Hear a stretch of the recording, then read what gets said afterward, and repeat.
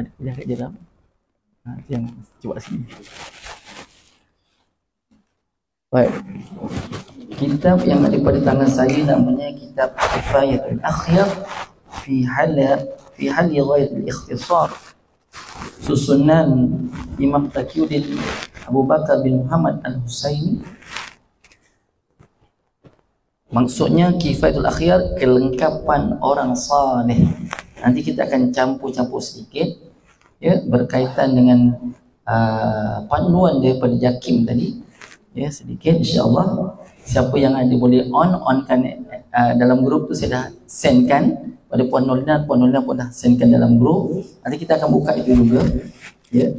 Baik, ini berkaitan dengan bab puasa. Dalam bahasa disebut Kitabus Siyam. Kitabus Siyam iaitu suatu kitab pada membahaskan perkara puasa. Puasa ni salah satu ilmu fardu ain yang wajib kita tahu. Tak boleh tidak daripada kita seusai namanya orang yang akil baligh, maka tidak boleh tidak kita kena tempuh. Orang perempuan puasanya sejak 9 tahun. Kata Imam Syafi'i, seawal wanita atau kanak-kanak perempuan yang telah mukallaf 8 tahun 9 bulan paling awal. Kenormalnya 9 tahun. Lelaki itu juga. Ya, kebiasaannya 15 tahun lelaki, tetapi ada kalanya 12 tahun pun dah akil balik. Hari ini mungkin masalah ataupun sistem pemakanan kita yang tidak teratur. Baik. Okey. Bismillahirrahmanirrahim. Puan Nurin ada soalan-soalan ke? Dan nak tanya soalan dulu ke, atau kita masuk satu bab baru kita buka soalan bab puasa, kemudian kita buka bab pula tentang nisfu Syaban, soalan. Keluarkan soalan juga. Boleh? InsyaAllah. Ada juga bab puasa campur bab solat pun boleh, bab zakat pun boleh. Seandainya saya mampu jawab, saya jawab. Tak mampu saya jawab, saya tangguhkan dulu. Nanti saya tanya kepada orang yang lebih alim daripada saya, insyaAllah. Bismillahirrahmanirrahim. Kita masuk dalam kitab saya ni dahulu, sebelum kita buka terus kepada panduan amalan di bulan Ramadan. Bismillahirrahmanirrahim. Berkata Syekh Abi Suja, wa syaraitu wujubis siyam salasatu asya' al-islamu wal bulughu wal aql. Berkata Imam Abu Suja, syarat-syarat wajib puasa ada 3. Syarat wajib puasa itu ada 3. Yang pertama, Islam. Andai kata kita tidak Islam, kita tak wajib puasa. Ada orang murtad pun tak wajib puasa ya? Tak wajib puasa. Yang kedua, namanya baligh. Lelaki yang saya sebutkan tadi 15 tahun ke atas, perempuan 9 tahun ya, ke atas. Maka perempuan ni tanggungjawabnya besar ya. Seandainya ada ketika 9 tahun tak solat, 9 tahun tak puasa, 9 tahun tak banyak tak, maka kena kira-kira baik-baik ya. Kalau lelaki 15 tahun, start 15 tahun wajib sembahyang, wajib puasa, wajib. Kenapa ada perbandingan lelaki dan perempuan? Ya, kenapa lelaki 15 tahun? 15 tahun lelaki ni sebab kadar pemikiran, kadar keupayaan tak sama dengan perempuan. Perempuan ni lebih matang. Sebab itu perempuan ni dibenarkan kahwin awal.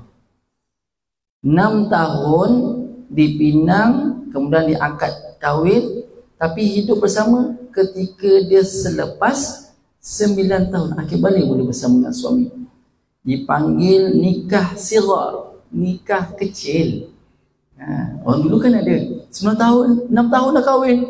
Dulu pinangnya 6 tahun, 9 tahun dipinang, 12 tahun hidup bersama dengan suami. Ya, nenek saya panggil nyai lah orang Jawa. Dipinang 12 tahun, kahwinnya 12 tahun, 13 tahun baru, umur 13 tahun baru duduk bersama. Kemudian 15 tahun dapat anak, mak saya tu lah, anak sulung mak saya. Mak saya cerita, ketika nyai engkau tu, dia kecil lagi, umur 15 tahun, dah gendong mak ni, kata dia.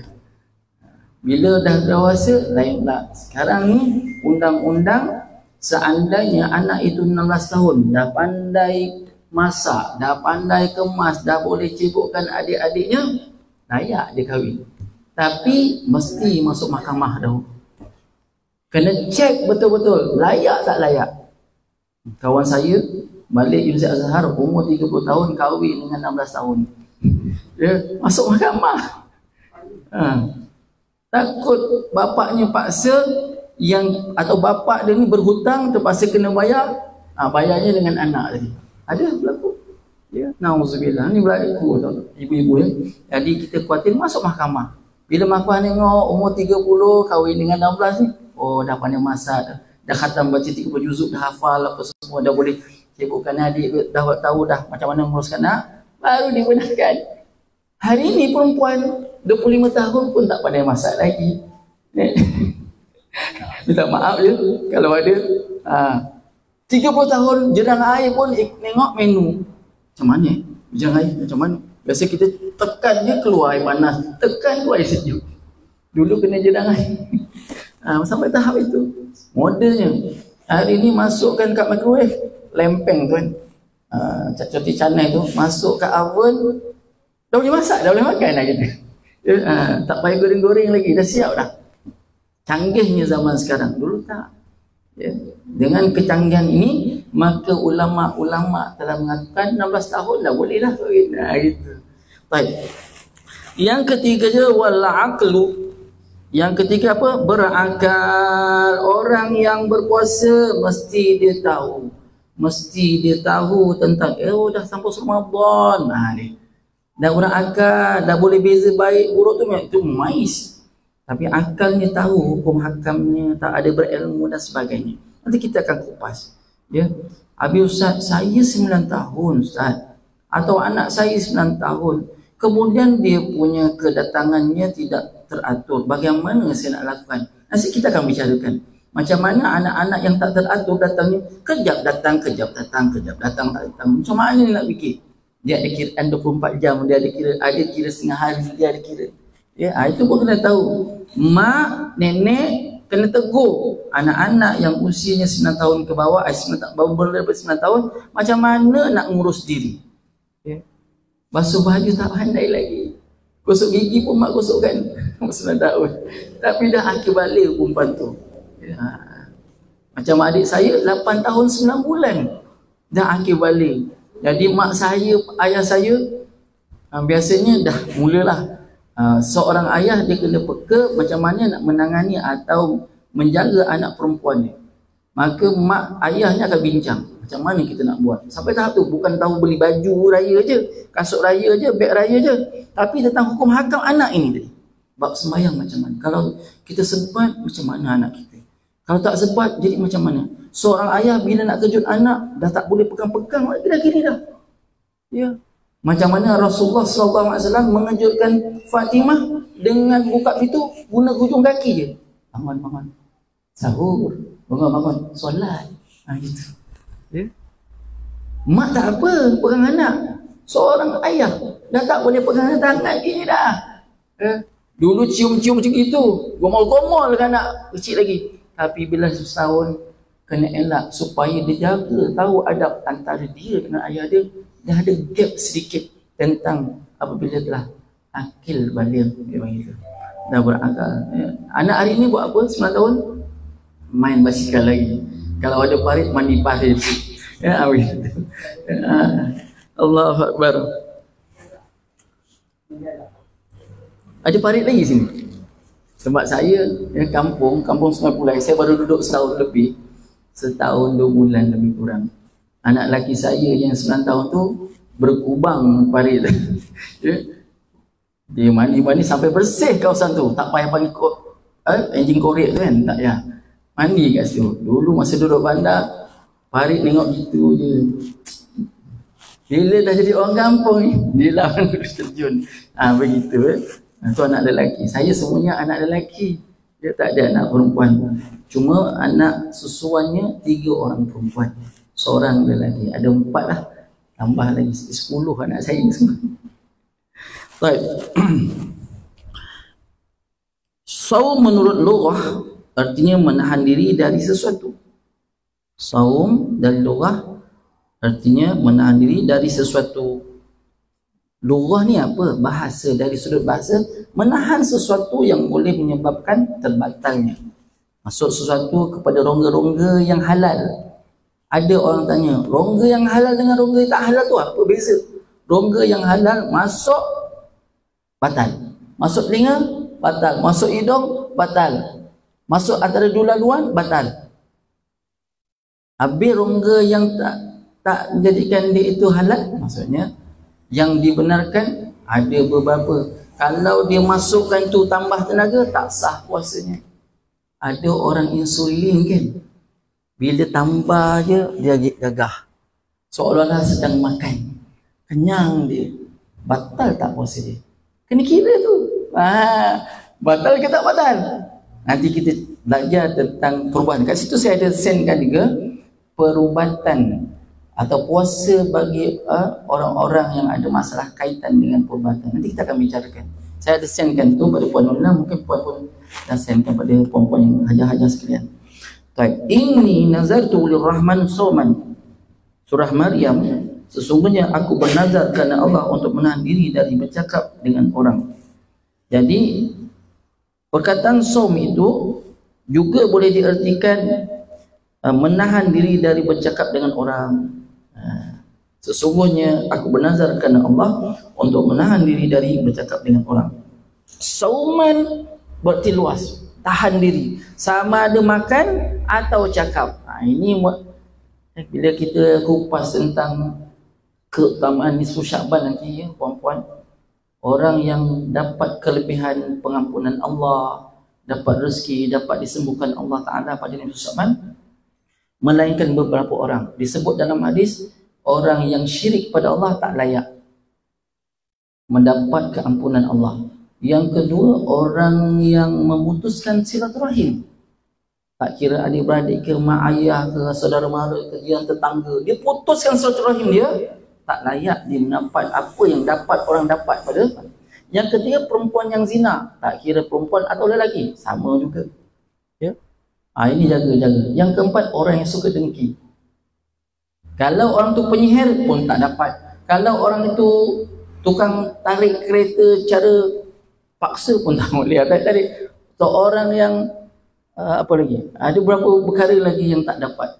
Melainkan mereka selesaikan dahulu, insya-Allah nisfu Sya'ban dapat, Ramadan pun dia akan dapat.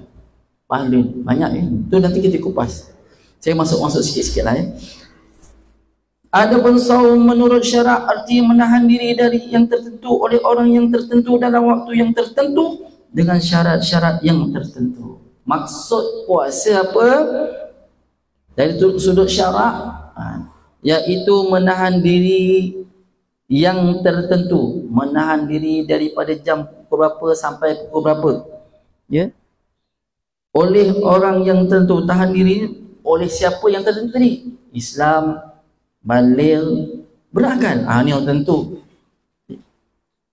Dalam waktu yang tertentu, daripada azan subuh sampai azan nak masuk azan maghrib, itu tertahan waktunya dengan syarat-syarat tertentu. Segala tu mesti ada syarat, mesti memiliki syarat. Syarat orang puasa apa yang boleh membatalkan puasa, apa yang boleh. Jadi dua ya, satu membatalkan puasa, satu membatalkan pahala puasa.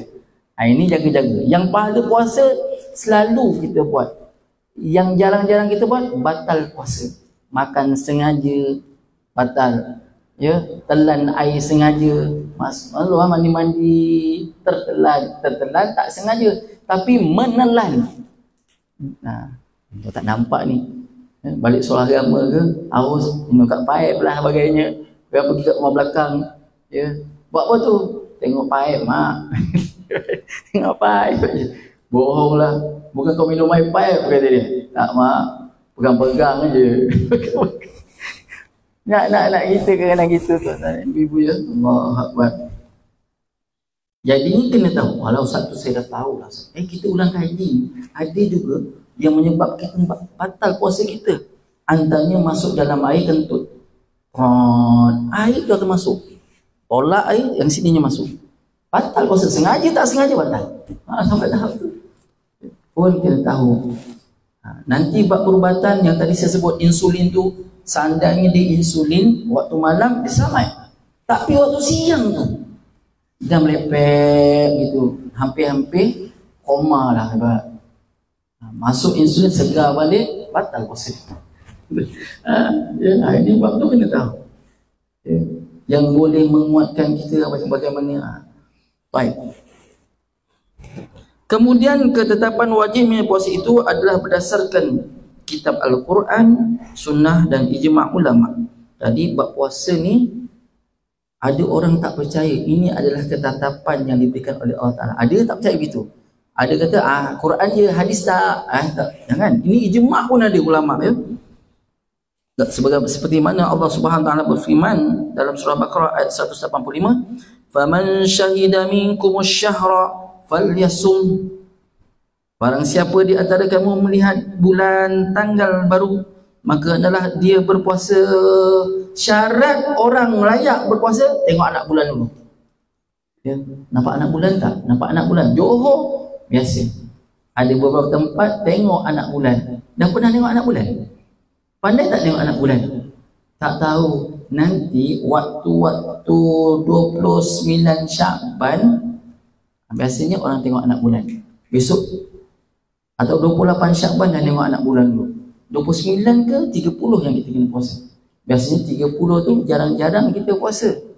Misal 29 jarang puasa, 30 dah start puasa Syakban. Maka orang yang sampai 28 berpuasa, 29-nya tak payah puasa lah. Tapi seandainya memang tak nampak bulan, puasa. Hanya orang yang dibenarkan, orang yang biasa dengan puasa. Bukan bulan Syakban je baru nak puasa, tak boleh.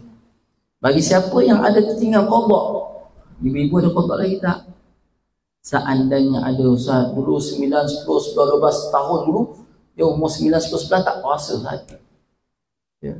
Kita makan saja je bawa pergi sekolah mesti bekal lagi Ustaz. Sekarang ni qada lah ibu-ibu, kakak-kakak, adik-adik sekalian. Tolong ya. Hutang dulu walaupun kita masih kecil tapi telah mukallaf seorang wanita itu, maka dia wajib ganti. Wajib ganti. Tak ganti, kita meninggal suruh wasiat pada anak-anak. Long, mak dulu masa umur 9 tahun tak puasa sebulan, kau puasa sebulan. Angah, mak pada umur 10 tahun tak puasa, kau puasa kau tak. Nah, ambil 30,000, ambil 30,000, ambil 30,000. Oh, senang mana. Ni RM30 pun tak ada 30,000. Ya. Wasiat boleh agak-agak anak nak buat ke? Mak, jangankan mak tak puasa. Mak pun tak pernah ajar saya puasa. Kalau saya tak suara agama, saya pun tak tahu puasa tu wajib ke tak. Anak pula menjawab hari ni. Anak menjawab siap dalil lagi. Dalilnya apa? Kalau tak sekolah agama, tak tahu mak. Mak pun tak ajarkan saya daripada umur 2 tahun, 3 tahun, 4 tahun. Tak ajarkan saya puasa separuh hari ke, sekadar hari ke, sepertiga hari ke. Tak pernah pun. Mak cakap, alah kau makan je. Orang lain puasa. Kita pula galakkan anak. Ini kena hati-hati. Siapa yang ada anak, ajarkan bermula usia yang kecil lagi. Allah Ustaz, sampai hati Ustaz. Tak apa, pelan-pelan. Hari ni kita puasa, bulan puasa ni, awak biasa menyusu daripada azan subuh. Lepas ni sebelum subuh kita dah kasih makan. Kejut anak-anak ni semua, kejut makan sahur. Yang nyusu ni susukan itu. Pukul berapa dia bangun? Pukul 8. Tahankan sikit, tahankan sikit, ajar pelan-pelan. Sebab itu orang-orang Islam ni, dia jangan tunggu dah akhir balik baru nak ajar. Memang tak akan berlaku dapat. Sebab pun macam orang lelaki, kalau anak lelaki tak diajarkan kenal masjid, Jangan tunggu 10 tahun. Jangan tunggu 15 tahun baru nak ajar. Ya, nanti tak akan kenal. Masjid. Nak buat apa kat masjid? Orang sembahyang Jumaat ke? Dia tahu sembahyang Jumaat aja ke masjid. Solat yang lain tak tahu. Ini kena ajarkan anak lagi. Sebab itu tolong siapa yang ada anak lagi, gerakkan mereka, ajarkan ikut ayahnya. Ya, ni anak ni bawa sini. Kalau kecil ni bising untuk orang, banyak bapak cakap. Kalau nak tengok anak ni tak solatkan ke kita, tak payah bawa masjid. Baru. Oh, ya aku mati. Siapa yang nak solat? Inilah anak aku. Bawa. Umur 2 tahun dah bawa. Kacau orang sana, kacau orang sini. Geletek kaki sana, lalu depan orang sana, lalu depan sini. Marah tak orang? Cucu Rasulullah bila bersemayang dengan Rasulullah ketika itu usia dia baru 1.5 tahun, 2 tahun. Ni, dia panjat ni pada Nabi. Nabi buat dia je. Ketika Nabi sujud, tak bangun lama ni. Sahabat kata, pasal lama lah tak bangun ni. Ya? Bila habis semayang tanya, kenapa lama sangat tak bangun-bangun? Dia kata, cucu aku duduk kepala. Tu Rasulullah tu, duduk kepala. Ya? Cucu Rasulullah duduk kepala. Kita cuba tengok suami kita, ya? Anak kita yang lagi. Kalau tak ada tumbuk anak tu, kalau tak macam-macam sumpah seranah keluar. Dia Rasulullah, anak budak kecil nak marah apa? Sebab itu ada imam-imam dia gelisah sangat bila ada budak kecil. Satu bising, yang kedua kacau orang, yang ketiga lah bila orang cakap suara dia lebih tinggi daripada kita. Mulalah menyinga singa, mengalahkan singa Pak Imam ni, sehingga anak-anak ni dah tak nampak batang hidung kat masjid. Hanya orang tua-tua je. Sebab apa? Ni Pak Imam, AJK, ni semua kuncin. Ya. Nanti kalau ada anak-anak kita, cucu-cucu kita tak pergi kerana kena marah dengan Pak Imam, buat bulayan je Pak Imam tu. Ya. Tapi kau kena hormat. Kalau dia kata senyap, senyap. Kalau jangan melari, jangan lari.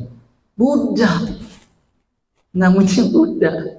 Jangankan budak itu, cucu Rasulullah siap pijak lagi. Duduk lagi, panjat lagi. Pernah Nabi sembahyang Allah, panjat ni.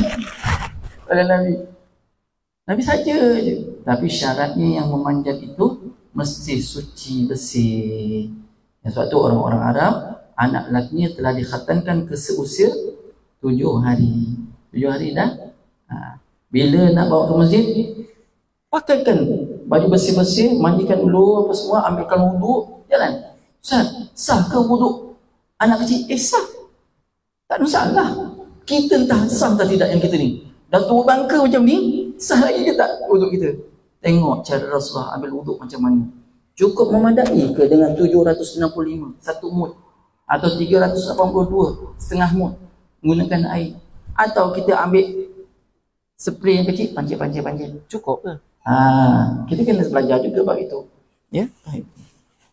Jadi ibu-ibu, ini berkaitan dengan puasa, perkara yang sangat penting. Ya, sangat penting. Baik. Di dalam hadis dikatakan Islam didirikan atas 5 perkara yang di dalamnya disebutkan puasa Ramadan, dan ijma' telah menetapkan wajibnya puasa Ramadan. Ya ayyuhallazina amanu kutiba alaikumusiyam kama kutiba alal ladzina min qablikum la'allakum tattaqun. Wahai orang-orang yang beriman. Ustaz, dia tak cakap orang beriman perempuan. Kenapa dia sebut orang beriman aja? Maksudnya masuklah tu lelaki dan perempuan. Orang beriman ni ada lelaki, ada yang perempuan. Dipanggil satu patah perkataan merangkumi seluruh patah perkataan. Baik. Ya ayyuhallazina amanu kutiba, jadi naik fa'il dalam kaedah nahwunya. Kutiba, difardukan, telah difardukan, telah diwajibkan ke atas kamu. Kutiba alaikumusiyam. Siam bukan orang siam, ya. Siyam sad. Asal perkataan soma yasumusum, telah berpuasa sedang puasalah. Ini siam dia jadi masdar. Wajib kita puasa komplit memang kita. Wajib kata kita puasa apa? Puasa penuh kasihan kama kutiba, sebagaimana telah diwajibkan ke atas kaum-kaum yang terdahulu. Namin qablikum la'allakum tattaqun, supaya kamu puasa ni menjadi orang yang bertakwa kepada Allah. Sepanjang hidup kita ini, dapat tak puasa itu menjadikan kita orang bertakwa? Tanya. Orang bertakwa itu siapa Ustaz? Orang yang benar-benar takut pada Allah. Makin dia belajar, makin rasa tak ada apa-apa bagi dia ilmu. Makin dia belajar, makin banyak dia tahu kenal cinta kesalahan yang ada pada diri dia. Makin dia belajar, makin menjauhkan dunia tapi mendekatkan akhirat. Ada tak perkara ini? Kena ukur. Ini mati pantang jumpa Ramadan, Syakban dah tukar langsir. Ini biasa kita. Ya. Takwa ke kita ini? Sedangkan mengajar takwa ini mendidik kita menjadikan orang yang cintakan akhirat tapi tidak pernah meninggalkan dunia, hanya sekadar mengambil keperluan sahaja. Macam mana keperluan tu? Kata ulama, seperti seorang yang dalam masjid keluar masjid dengan kaki kiri. Apa yang perlu saja dunia ni? Macam orang masuk dalam tandas, hanya sekadar buang air besar atau buang kecil je. Selebihnya kita banyak dalam rumah. Begitu. Keperluan saja dunia ni. Ya, cukuplah kerja 8 jam, memadai. Cukuplah ini, memadai. Lebihnya beribadah kepada Allah. Ya, baik. Kemudian kewajipan puasa tersebut berkaitan dengan orang yang Islam, balik, berakal dan berkuasa. Bila sebut berkuasa, tambah yang keempat. Berkuasa ni, adakah semua orang berkuasa? Berkuasa mampu, dia ada kekuatan. Tapi kalau seandainya kita ni dialisis, arwah ibu mertua saya dialisis, hari pertama dia tak puasa dah. Ya, dia kata dulu rajin juga, masa nak cuba-cuba juga dialisis sebelum bulan puasa, cuba puasa dulu, tak sampai 2-3 jam ya, dah macam orang dialisis. Dia tak boleh terlalu tinggal sangat makan. Dia kena makan tapi sikit-sikit makan, sikit-sikit makan. Tak mampu dah. Dan dia tiada harapan sembuh orang dialisis ni. Biasanya tiada harapan sembuh. Nak buat macam mana? Umur dah 68 tahun. Ya, nak puasa dah tak kuat. Wajib tak dia puasa? Bila sebut, tadi kita sebut apa? Islam, balik, akal. Okey, cukup syarat. Berkuasa ni. Bila masuk berkuasa ni, Ustaz macam mana Ustaz? Adakah saya wajib bayar fidyah ke ataupun macam mana? Tengok dahulu, pastikan ada dua jabatan ini yang boleh memastikan seseorang itu layak tak hanya bayar fidyah, atau dia memang dia boleh qada sekali. Gitu. Ya. Seandainya seseorang itu diumumkan, dimaklumkan oleh satu Kementerian Kesihatan, hospital, dia kata mak awak dah tak boleh puasa. Memang kalau ada puasa boleh menyebabkan dimudarat. Lalu kalau sehari tak boleh, suku hari tak boleh, sejam pun sejam boleh tak. Itu pun tengok keadaan mak awak. Yang kedua, dipastikan orang-orang alim ataupun daripada Jabatan Agama Islam mengesahkan bahawa ibu awak ni dah kronik, dia layak untuk bayar fidyah. Dia bayarkan fidyah. Ya, kena bayar fidyah. Tak banyak, satu hari satu mud saja. Tahu satu mud 785 gram. Satu mud. Bayar satu mud tu. Jangan tak bayar. 30, kalau satu mud sekilo je lah Ustaz, senang. 700 ni. Sekilo. 30 hari, 30 kilo. Kasihlah kepada, bukan anak yatim ya. Ingat, bukan anak yatim, tapi fakir, miskin atau 8 asnaf yang lain. Ada 8 asnaf tak ada kiraan dia. Habis Ustaz, anak yatim hari-hari kita kena bagi. Hari-hari. Okey. Jadi orang berpuasa kena tahu juga. Habisan kalau doktor tu kata dia boleh puasa sehari. Okey, tanya dia. Tanya doktor, kalau saya qada nanti dapat setengah hari juga doktor, macam mana saya nak qada? Puan, ajar awak memang tak boleh puasa. Separuh hari boleh, tapi nak qada nanti tak boleh. Awak kena qada boleh, tapi seandainya awak ada diizinkan Allah qada, mampu qada, kata dia. Kata doktor. Tapi seandainya tidak diizinkan, puan tak layak nak qada, ambil fidah. Ini pun kena fikiran. Pergi jumpa Jabatan Agama, ngadu hospital kata ini macam mana saya nak buat. Kena tanya juga ya? Kalau tak jumpa Jabatan Agama, dan tanya ustaz-ustaz atau pak imam yang arif tentang ni. Tak semua imam yang tahu bab ini ya. Cinta insulin dia pun macam mana kan ada orang tanya, ni ibu ngandung ni tiba-tiba keluar ketuban, anak tak keluar, ketuban keluar sampai maghrib. Batal tak puasa? Jeng.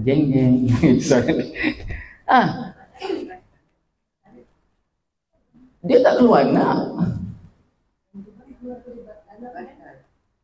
Keluar. Adakah keluar itu membatalkan puasa?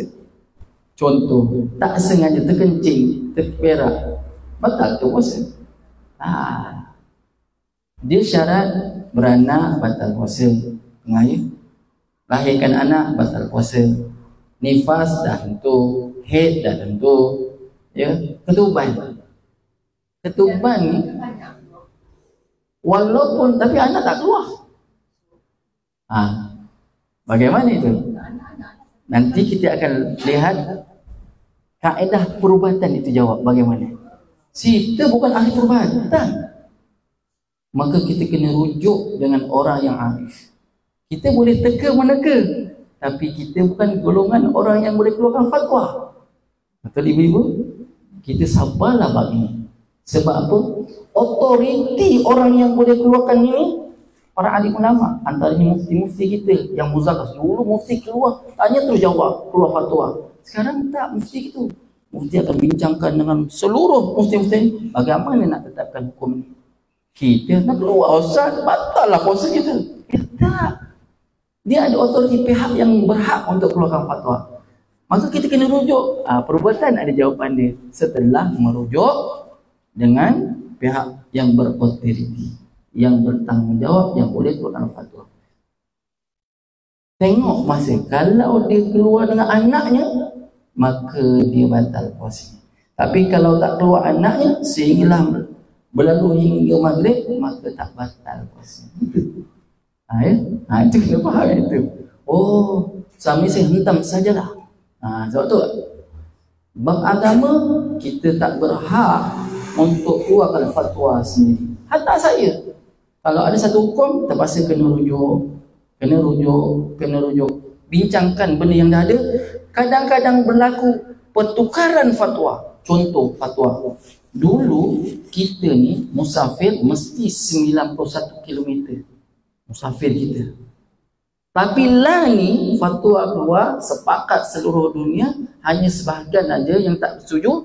Kita 81 km dah layak untuk musafir. Dulu tak dapat lagi 91. Tak kurang. Macamlah emas pakaian ibu-ibu. Ibu ada miliki emas perhiasan dengan emas simpanan. Emas simpanan 85 gram layak bayar zakat. Tapi emas simpanan pakaian perhiasan tak sehinggalah hari ini. Dulu dia kata siapa yang ada emas 850 gram baru layak dia mengeluarkan zakat perhiasan. Tak masuk batu permata, emas sahaja. Okey. Tapi hari ini keluar fatwa baru. Siapa yang memiliki emas perhiasan seberat 450 gram, siapa yang memiliki perak 595 gram, wajib bayar zakat walaupun perhiasan. Itu fatwa baru. Sebab apa? Sebab telah dimuzakarakan mengikut fatwa. Banyak Nanti tak percaya, tak rujuk, boleh tanya Jabatan Agama sebab buku fatwanya pun ada. Tapi orang yang diberikan tauliah mengajar ni, dia suruh terangkan bab ini supaya makin jelas. Ibu-ibu, ini berkaitan. Dia tak bukan semena-mena. Dulu lah papa kita pakai 850 gram je lah. No. Fatwa baru kena ikut undang-undang baru. Ustaz, zaman Nabi gitu ke? Nanti dia dah mula tak percaya dah. Macamlah kita sebut nisfu Syakban, ada ke amalan 3 Yasin dan sebagainya. Nanti saya akan keluarkan. Kenapa Yasin itu sebahagian yang dibaca sinonim?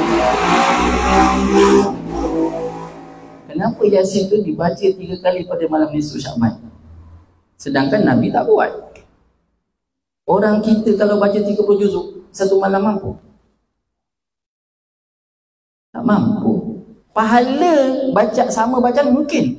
Baca 30 sekali baca khatam. Ustaz, senang aja. Sombong je kita cakap begitu. Bukan sombong lah Ustaz. Kan Nabi cakap memang. Tapi baca Quran kita nak khatam 30 juzuk tu satu malam ni Syakban. Tak mampu.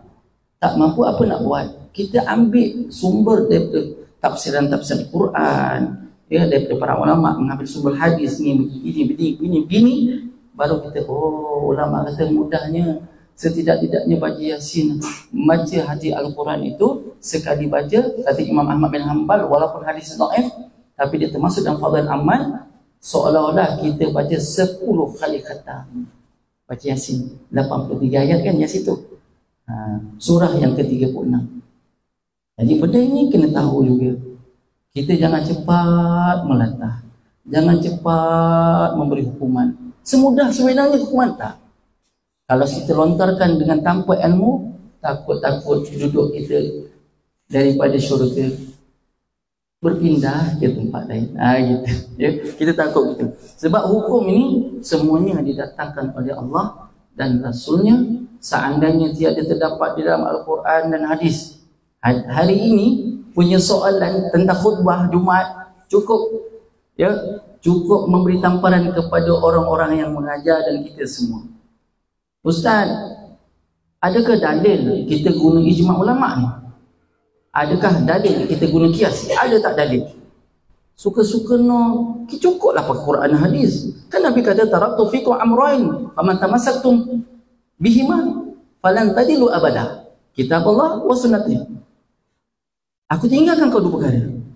Barang siapa yang berpegang teguh sungguh-sungguh dengan Quran dan hadis ni, kamu tidak akan sesat sampai bila-bila. Apa dia? Kitab Allah, Quran, hadis, sunnah Rasulullah. Tiba-tiba ada ijma' ulama. Ini apa ni? Hari ini terungkai semua dengan khutbah Jumaat tentang adakah Nabi panggil interview seorang sahabat nak tentukan hukum. Sahabat ni nak berdakwah ni. Pastikan sahabat ini mesti tahu tentang bab hukum. Maka Muaz bin Jabal dikategorikan sebagai orang yang paling hampir dan disayangi oleh Nabi. Dan Nabi cukup tahu bahawa dia berkebolehan. Nabi nak hantar Muaz bin Jabal ni ke Yaman. Nabi interview sendiri. Wahai Muaz, bagaimanakah kamu ingin berhukum dengan sesuatu hukum? Kata Muaz, aku akan berhukum dengan Al-Quran. Wahai Muaz, seandainya Al-Quran sikit pun tak sentuh bab ini, kau bagaimana kau nak berhukum? Maka kata Muaz, aku akan rujuk pada hadismu ya Rasulullah. Wahai Muaz, Quran tak ada, hadis pun tak ada. Apa kata Muaz? Aku akan berijtihad dengan ijtihadku. Ijtihad dengan ijtihadku, bukan ijtihad Nabi, bukan ijtihad Allah, tak, ijtihadku. Maka kata Nabi, sadaqta ya Muaz. Nabi sahabat lagi. Aku akan menggunakan ijtihadku, aku akan berfatwa dengan mengikut apa yang ada itu. Dengan ini akan kukiaskan dengan sesuatu yang munasabah. Vape ada zaman Nabi, vape. Rokok ada zaman Nabi, rokok. Nak hukum macam mana ni? Begitu. Orang dulu pergi mengambil wuduk dengan air. Tak ada air, dia pun boleh bertayamum. Syarat tayamum tu kena cari berapa kilometer.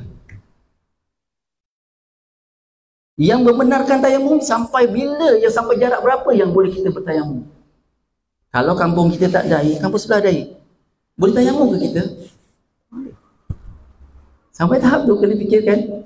Begitulah ijtihadnya para sahabat. Itu dipanggil ijma' dan qiyas.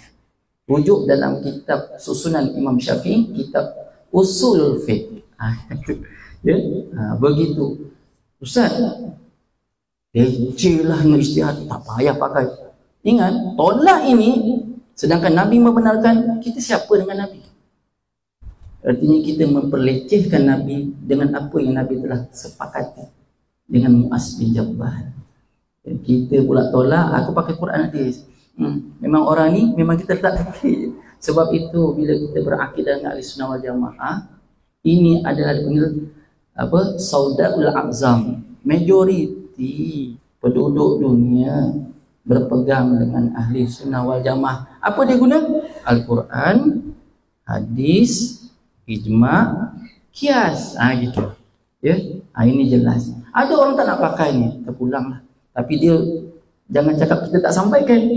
Dia kena berdepan dengan Allah Ta'ala nanti. Keras bab hukum. Ya. Tapi ada masanya dia akan mendidik kita menjadi orang yang tawadhu. Makin kita belajar, makin rasa ya Allah, rupanya banyak lagi yang kita tak tahu.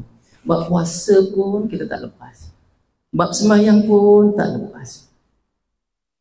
Kita rasa kita takbir Allahu Akbar, kita baca Allahu Akbar kabira walhamdulillah katsira. Tiba-tiba orang sebelah kita baca hamdan katsiran thayyiban mubarakan fi. Sebelah ni ka'adahun, ada Nabi yang baca tu, ya. Allahumma qa'id dan sehingga akhir hadis tu, ya. Bila kita berdepan dengan tiga orang yang berbeza dengan termasuk kita, nak salahkan dia, nak salahkan dia, semua berhujah. Sampai tahap itulah kita kena berlapang dada dalam mencari dan menetapkan hukum. Tak tahu, bertanya agar tidak salah faham, gagal faham. Saya selalu bila baca Facebook kan, ada orang yang terlalu ekstrim. Dia kata, alah, buat apalah baca Quran banyak-banyak sangat, ya? Nanti kan benda-benda dunia ni kita tertinggal, kata dia. Buat apalah sembahyang banyak-banyak sangat, nanti kan kita sibuk, nanti rezeki tak datang. Begitu tanggapan. Jadi kalau orang beriman, dia tak bertanggapan begitu. Yang kita ni, betul tak fahaman kita? Ada kenyataan, baca hadis, terjemahan hadis macam baca novel, yang macam masa yang lepas kita bicarakan. Bila cakap hadis tu sama taraf dia dengan baca novel, ya. Sedangkan wa ma yantiqu 'anil hawa in huwa illa wahyu yuha. Wa ma yantiqu 'anil hawa, surah An-Najm, surah yang ke-53. Tidak aku tuturkan melainkan semua wahyu daripada Allah. Bukan Nabi suka-suka cakap, tapi semua adalah bimbingan dan dorongan dan tuntunan Allah daripada Allah Ta'ala. Yang kita cakap memang itu hawa nafsu kita, ya? Hawa nafsu, sembarang suka cakap, bebas nak cakap apa. Tapi Nabi tak. Nabi nak buat sesuatu semua dituntun, dipimpin oleh Allah Ta'ala. Malaikat Jibril antara orang guru kepada Nabi yang diperintahkan oleh Allah untuk membimbing Nabi, antaranya membaca Quran. Nanti masuk bulan Ramadan ni, dah sedia belum pakat-pakat? Paling tidak tahun ni 1 hari 2 kali khatam. Kita pakat macam Imam Syafi'i. Imam Syafi'i 1 hari 2 kali khatam. Boleh tak kita azam macam tu? Tak dapat macam Imam Syafi'i, Ibn Mubarak 4 kali khatam. Tak dapat macam Ibn Mubarak, kita jadi macam Sayyidina Osman 8 kali khatam. Boleh? Lah kok makin banyak Ustaz? Inilah orang yang terbaik. Ya, orang yang terbaik dia akan buat sesuatu yang bertambah-tambah, bukan yang murang-murang. Gitu. Itu yang terbaik. Tapi kita maklumlah, serba-serbi lemah. Yalah, dalam Al-Quran, wala taj'asu min rahmatillah. jangan kamu rasa jemu putus asa dalam mencari belas ihsan kasih Allah Ta'ala. Dengan cara itu mudah-mudahan Allah tumpahkan belas kasih Allah. Ya Allah, tak banyak zikir ya Allah, tak banyak tahajud ya Allah, tak banyak, tapi kesianilah aku ya Allah. Gitu. Kesianlah aku ya Allah supaya aku dapat rahmatmu, masuk syurga dengan rahmatmu. Tak apalah ya Allah. Kita tahu kemampuan kita. Puasa pun yang yuk kan. Pagi-pagi buka perut kata. Tapi itu dulu. Tapi sekarang insya-Allah kita buat yang terbaik. Sebaik mungkin. Solat, zikir. Ada orang zikir hanya di lisan. Mata ke lain, hati ke lain, pendengaran ke lain. Bercabang-cabang gitu. Sedangkan dituntut mata di situ, hati di situ, pemikiran di situ. Semuanya tertumpu di situ. Subhanallah tu seolah-olah semua panca indera kita bersatu menyebut benda yang satu. Subhanallah. Tak mulut cakap, tak lidah tutur, hati ke lain, semua tak ambil. Semuanya susah nak buat begitu. Begitulah bila kita belajar bab puasa ni, kita nak tumpukan pada bab puasa satu je ni, belum tentu kita dapat berjaya. Mungkin berjaya tahan lapar je. Soal pahala puasa itu sendiri, kadang-kadang pagi dah habis. Cakap keji, hina orang, merendahkan orang tu satu. Gaduh dengan suami belum cerita lagi. Gaduh dengan anak belum cerita lagi. Gaduh dengan jiran belum lagi. Ini apalah jiran kasih tempoyak aja. Ya, kasihlah durian sekali. Ada je tak puas hati kita. Kita mana serba cukup kita. Begitu. Baik. Dah berjela-jela tempat lain. Minta maaf. Baik. Puasa juga tidak wajib atas anak kecil dan orang gila. Jadi anak-anak kecil tak wajib puasa, tapi kena didik dan ajarkan puasa. Ya. Dan juga orang gila tak wajib puasa sebab dia bukan orang yang berakal. Rufi'al qalamu, kata Nabi, an salasatin minhum sabiyyu wal majnun wal na'im. Dikira atau kalam pencatat amal telah diangkat dari 3 orang. Artinya tak ada pun tertulis apa saja terhadap 3 orang ini. Kalau dia tak buat, dia tak akan kira, tak tidak jatuh tanggungjawab ke atas dia. Siapa dia? As-sabiyyu, baby. Baby kau kena puasa. Tak boleh, baby tak boleh. Ya. Kemudian apa? Wal majnun, orang gila macam mana kita paksa pun dia tidak wajib puasa. Wan naimu, dan orang yang tertidur. Ni perbahasan. Kenapa orang tertidur ni dikira juga tidak dikategorikan sebagai orang yang berpuasa? Alah Ustaz tertidur, dia bangun lambat je sahur Ustaz. Ni tidur bagaimana ni? Nanti ada penjelasannya. Ya. Lebih detail lah tertidur bagaimana. Baik. Adapun bagi orang yang sama sekali tidak kuat berpuasa atau kuat tetapi anda kata diteruskan akan membawa bahaya, yakni mudarat atau sakit yang tidak dapat ditanggung kerana sebab tuannya atau kerana sakit yang tidak lagi dapat diharapkan sembuhnya, maka orang itu tidak wajib berpuasa. Yang sebagaimana saya sebut tadi lah, orang yang tidak dah tak larat, dah tak boleh lah ya. Yang kita ni makan banyak, minum banyak, tiba-tiba tak boleh puasa. Itu bahaya juga. Tak ada sebarang sakit pun hanya tidak yang kronik. Demam Ustaz, demam tak boleh puasa Ustaz. Tak boleh, jangan mengelak dengan demam. Melainkan orang yang demam itu adalah orang yang penyakit kronik. Memang tak layak. Ni demam yang pernah datang 2 orang wanita jumpa Nabi SAW. Dia ngadu, ya Rasulullah, aku dah tak tahan sangat puasa ya Rasulullah. Dan boleh rujuk dalam kitab Targhib wa Tarhib ataupun kitab Fadhil Amal yang selalu orang-orang tabligh baca tu. Sebenarnya hadis tu hadisnya ya, hadis fadail, hadis kelebihan, tetapi ada permasalahan yang berlaku dalam berpuasa. Apa kata dia? Ya Rasulullah, izinkan aku berbuka. Dah tak larat sangat nak puasa. Kata Rasulullah, balik dulu puasa sambung. Maka tak larat, dia panggil pada orang, cakap dengan Rasulullah, aku tak sanggup nak berpuasa lagi. Kata Rasulullah, panggil wanita 2 orang tadi. Datang. Ni saya cerita buat wanita ya. Bila datang Rasulullah kata, okey, oleh kerana kau tak sanggup puasa, muntahkan apa yang ada pada satu keluar darah, satu keluar daging. Ya, daging wallahu alam tak nyatakan daging bagaimana, daging betul-betul. Maka kata Rasulullah, inilah punca yang menyebabkan kau tak boleh teruskan puasa. Sebab yang satu ni cakapnya banyak, tak jaga percakapannya, sehingga percakapan ini membatalkan pahala puasa dia. Yang kedua ni bab bercakap je, yang ini suka menghina, mengumpat, mengkeji. Ni yang keluar daging ni. Ni kata dia. Jadi orang tak akan tahan dengan perbuatan itu bila mana dia sering cakap dua perkara ni yang buruk-buruk ni kepada orang lain, menyebabkan dia itu tak tahan nak tanggung beratnya puasa. Ya, dahsyat. Nabi cerita bab perempuan tu. Habis soal lelaki sama je. Sama kalau Nabi sebut lelaki perempuan sebab berlakunya pada perempuan, tak pada lelaki ketika itu. Maka katanya, siapa? Tak kira kau lelaki atau perempuan, kalau buat perkara ni, dia akan menyebabkan kau tak akan tahan berpuasa. Berat ibu-ibu, berat. Ada pernah jadi pada kita? Pernah, tapi kita tak tahu. Ya, mungkin pernah, mungkin tak.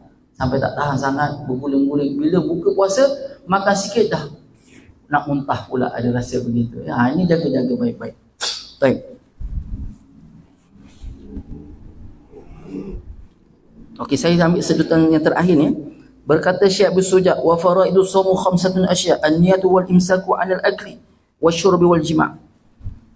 Berkata Syekh Abu Suja, fardu puasa ada 5, iaitu niat. Yang kedua, menahan diri dari makan. Dan ketiga, menahan diri dari minum. Yang keempat, menahan diri daripada melakukan hubungan suami isteri, iaitu jima'. Ya. Jadi fardu puasa ni ada 5 fardu. Dalam kefarduan puasa mesti tengok ni, dah niat belum? Bilakah waktu niatnya? Sebelum azan subuh lah, ya? Bila bermulanya? Daripada maghrib tadi. Maghrib kita berniat. Tarawih biasa kita niat. Dalam tarawih tu imam akan ajarkan, ya, niat ramai-ramai. Niat seorang-seorang boleh. Bagi mereka wanita yang dalam awalnya dia haid, boleh tak niat sebulan?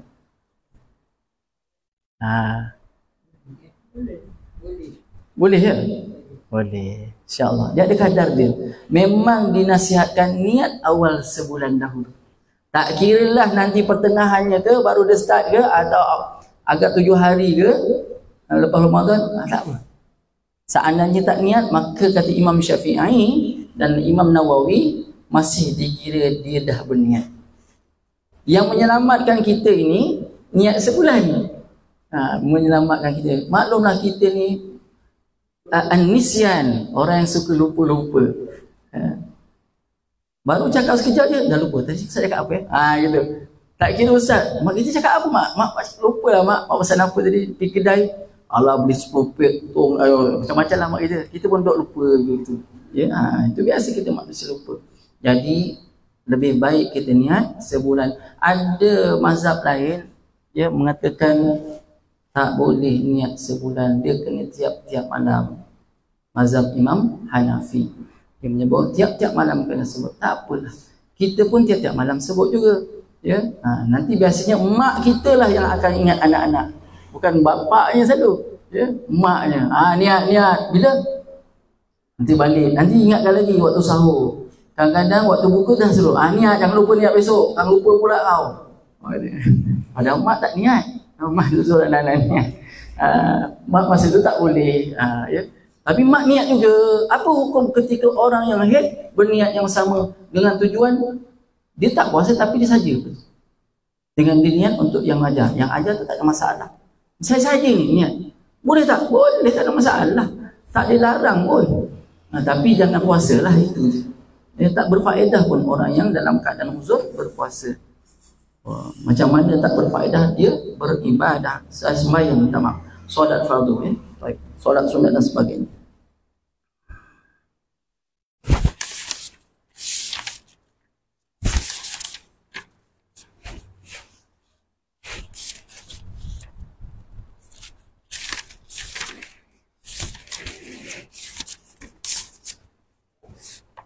Baik. Saya nak masuk dalam yang saya edarkan tadi tu. Kita nak masuk soal jawab sedikit berkenaan dengan soal jawab puasa perubatan, boleh tak? Soal jawab puasa perubatan.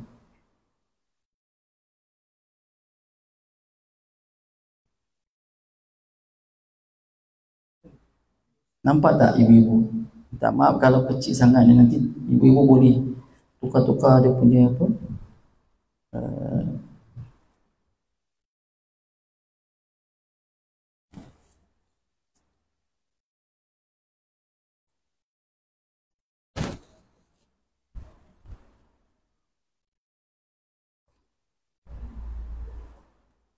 Tukar rotation lock lah, nanti dilebar sikit rotation dia.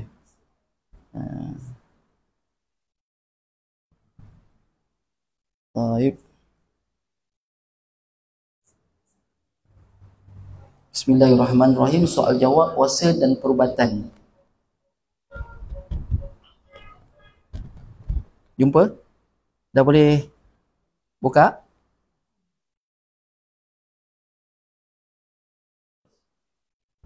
Baik.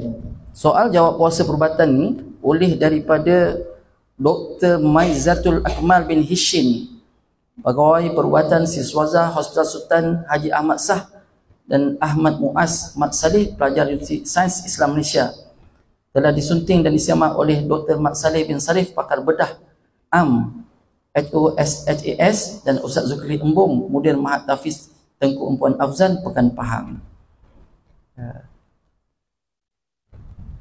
Yang ini diambil daripada Hospital Sultan Haji Ahmad Shah Temerloh. Sebenarnya ada daripada JAKIM, ada juga. Saya ambil ni sebab dia simple dan terus tuju kepada bab yang kita bicarakan. Baik. Senario kes penyelesaian. Skenario kes dan penyelesaian.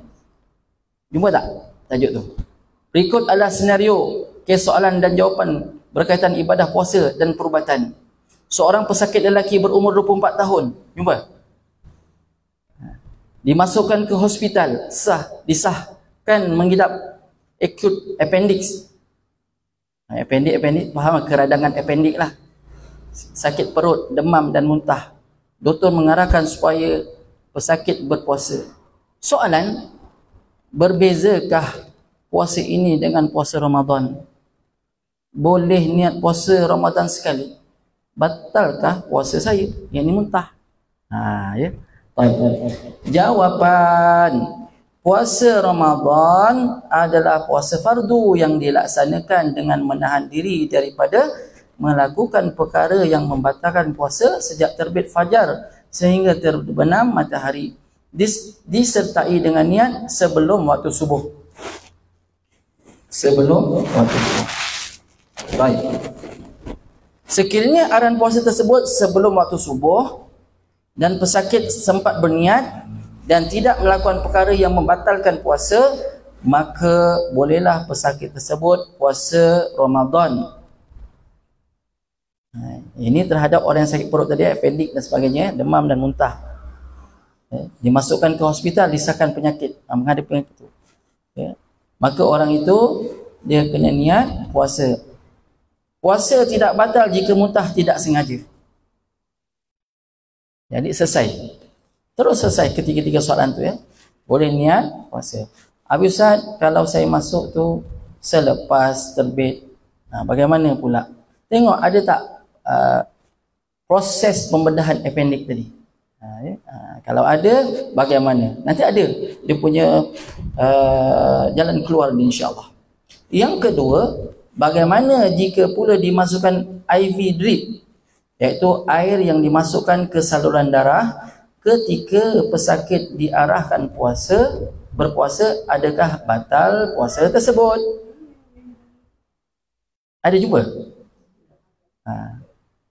Puan jumpa tak? Ada tak ada? Ada yang tak ada tu kongsi-kongsi sikit boleh InsyaAllah. Atau yang puan dengar pun tak apa. Saya bacakan. Cuba Puan Lina bantu sikit. Saya bacakan insya-Allah. Bagaimana pula jika dimasukkan IV drip, yang ini air yang dimasukkan ke saluran darah. Air apa tu? Macam air garam kan? Jawapannya hukum asal mengikut Imam Syafi'i tidak batal jika memasukkan sesuatu selain daripada rongga. Contohnya saluran darah seperti air dan ubat. Akan tapi mengikut jumhur ulama, jika yang dimasukkan memberi tenaga, yang ini makanan, seolah-olah tidak seperti berpuasa, maka batallah puasa tersebut. Itu kena tanya, untuk apa ni doktor? Untuk maksud ni tambah tenaga, batal. Untuk apa? Untuk kawal awak supaya awak tak terus collapse dan sebagainya. Itu tak apa. Ya. Yang ketiga, pesakit dijadualkan pembedahan elektif. Yang ini telah dijadualkan, bukan kecemasan. Dia ikut pukul berapa dah dijadualkan dah. Pada waktu siang diminta berpuasa bermula jam 12 malam. Bagaimana jika pesakit ingin mendapat pahala bersahur? Dia tahu dia nak berjadual pembedahan dia, tapi dia nak dapatkan pahala bersahur tu, boleh tak? Gitu. Kan as-sahuru fi barakah, kan? Waktu sahur itu terdapat keberkatan di dalamnya, yang Nabi sebut dalam hadis, ya. Maka boleh tak? Maka jawapan di sini lihat. Sahur itu sendiri dari segi bahasa adalah penghujung malam. Para ulama menyebut sahur itu adalah 1/6 malam. Dan sunnah Rasulullah SAW adalah melewatkan sahur. Akan tetapi bagi pesakit yang akan menjalani pembiusan, pesakit diminta berpuasa untuk tempoh tertentu bagi mengelakkan komplikasi seperti aspiration, pneumonia dan sebagainya. Maka pesakit dibenarkan makan sebelum tengah malam untuk mengelakkan komplikasi tersebut. Bagaimanapun, sedikit air kosong dibenarkan sekurang-kurangnya 2 jam sebelum pembiusan. Ya. Sebelum bius 2 jam dia boleh minum air. Ya. Dipanggil sebelum pembiusan penuh dilakukan general anesthesia. Tetapi pesakit hendaklah meminta nasihat doktor bedah dan doktor bius dalam situasi masing-masing. Maka boleh niat sahur lah, tak ada masalah. Sahur awal boleh? Boleh. Tapi seafdalnya penghujung malam. Yang keempat, seorang pesakit mengalami muntah darah dan najis berwarna gelap. Dia muntah darah, kemudian dia keluar najis berwarna gelap. Pesakit disyaki mengalami pendarahan dalam salur pemakanan dan dicadangkan untuk menjalani prosedur endoskop. Yang ini OGDS colonoscope, iaitu memasukkan kamera teropong dari bahagian mulut atau dubur untuk melihat punca pendarahan. Apakah status puasa pesakit? Gitu. Jawapan, hal ini dilihat pada rukun puasa yang kedua. Rukun puasa yang kedua, iaitu menahan perkara-perkara yang membatalkan puasa. Ia batal, tengok baik-baik. Ia batal bila memasukkan makanan dan minuman atau lakukan hubungan seks suami isteri. Memasukkan alat moden atau bukan makanan ke dalam perut yang diperlukan dilaksanakan untuk kepentingan perubatan termasuk dalam perkara khilaf. Perbezaan ulama zaman mutaakhir, zaman kita ini, telah membuat keputusan dalam akademik fiqh antarabangsa bahawa ianya tidak batal sebab pertama, bukan makanan, kamera tadi. Yang kedua, darurat dan dilakukan dengan sekadarnya. Ya, maka tak batal lah. Kalau doktor tu mungkin serius sangat, boleh jadi batal. Ya, yang ni sekadarnya yang tidak membatalkan. Jadi boleh tak? Boleh. tak batal, teruskan puasa. Walau bagaimanapun, di sini sekiranya ada pilihan prosedur, boleh buat waktu malam, tadi waktu siang kan, emergency, atau selepas berbuka. Kalau ada, lebih baik ambil lepas buka lah. Jika pilihan ini tiada, prosedur boleh terus dilaksanakan tanpa membatalkan puasa. Prosedur tetap jalan macam biasa, walaupun siang hari, tapi tak batal puasa. Prosedur seperti OGDS yang melibatkan penggunaan air, yang ini dimasukkan ke dalam perut, membatalkan puasa pesakit. Kalau dia guna air masuk kat dalam itu, maka batallah puasanya. Pesakit boleh berbuka dan tidak berdosa kerana ia adalah rukhsah, keringanan yang diberikan kepada orang yang sakit. Begitu. Soalan ini merangkumi isu-isu lain, amalan perubatan yang tidak membatalkan puasa. Contohnya, ubat titis mata, adakah dia makanan atau tidak? Titis telinga, adakah makanan atau tidak? Dan basuh telinga, adakah ia makanan ataupun tidak? Tengok.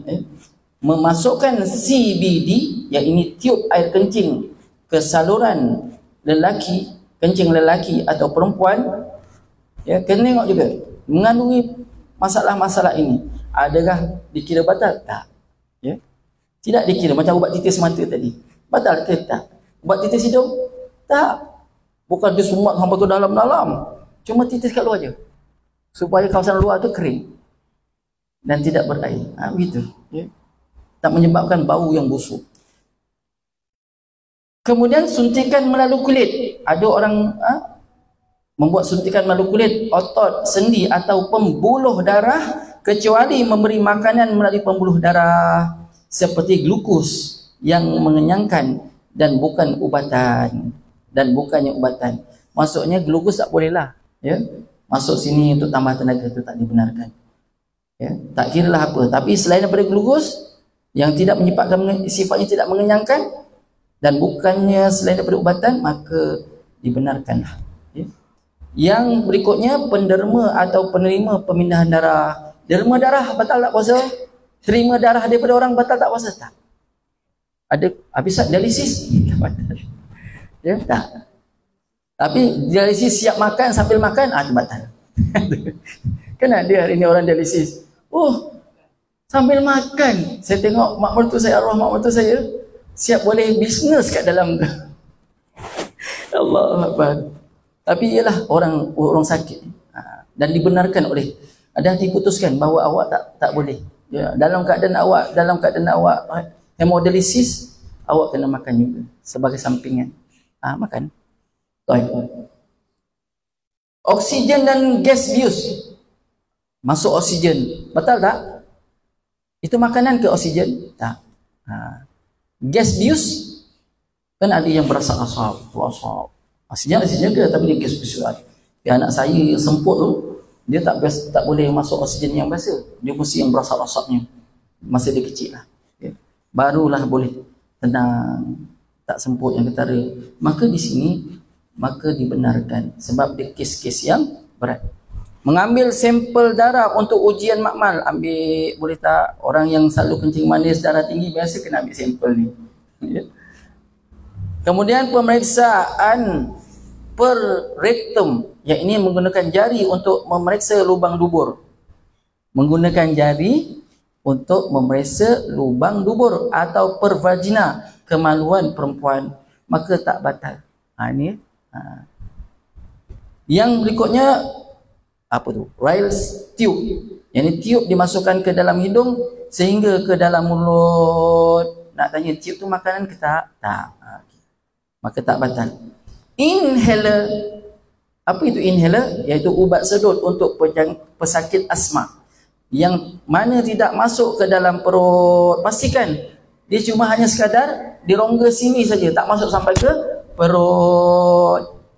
Seandainya masuk ke perut, maka tidak dibenarkan. Gitu. Hanya membuka salur pernafasan dalam paru-paru. Biasanya yang kritikal. Habis Ustaz, ada orang jumpa saya, orang lelaki, Ustaz, saya memang dalam 4 jam tu mesti pakai inhaler. Kadang 2 jam saya dah kena pakai inhaler. Saya kritikal, Ustaz, tak boleh hidup bau-bau. Awak dibenarkan. Ada setengah hari baru pakai inhaler, setengah hari baru pakai inhaler, dan tak terlalu ketara sangat, maka dia kena kawal sendiri. Baik. Ustaz, macam rice tu tadi. Apa dia? Rice tu tadi. Okey. Masa tu kan, tu juga tak batalan. Ya. Tapi rice tu bukan Tujuan perubatan. Ya. Rice tu Macam mana tu, Pak Asid? Dia kalau berbentuk makanan dan menambahkan tenaga, tak boleh. Ya. Hatta inhaler tu kalau sampai ke perut boleh membatalkan puasa. Bayangkan, inhaler hanya ubat sedut je. Dia pun bukan ubat makan pun. Tetapi kalau dia sampai ke perut, maka boleh menyebabkan dia batal. Rasa tu dia boleh. Rasa tu yang Dia tahu hidung tu, dia untuk tahu makanan, susu atau apa yang... Oh, yang selalu rasa tu untuk bantuan makanan. Dia masuk tu je boleh. Tapi masuk barangnya tak boleh. Yelah. Ya, kalau dia masukkan makanan, maka batallah puasa dia. Ya. Ya.